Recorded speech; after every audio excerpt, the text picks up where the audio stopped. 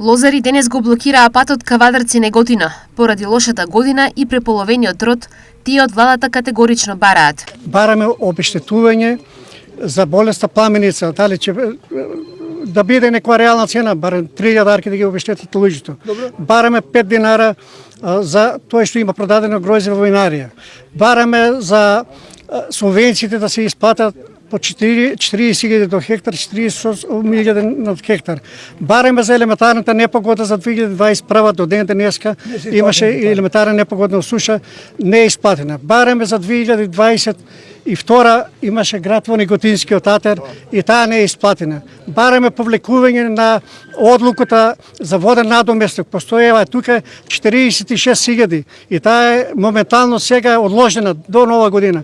После нова година е новата цена. Бареме повлекување на истата. Бареме до петок средба со министерот во Министерство за земјоделие, ама лично со него.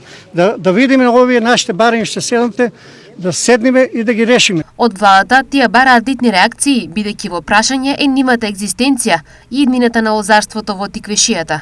Значи, луѓето се толку револтирани, не знам, можете да ги прашате и нив, ние сме како иницијативен одбор, ги застапуваме нивните барања, али владата треба потхитно да има слух ако сака да го одржи лозарството на некоја ниво што едва ја обстојува. По денешните протести на лозарите, со реакција се појави и Министерството за земјоделство, во кое меѓу другото се вели: Како министерство, и оваа година лозарите не ги оставаме сами.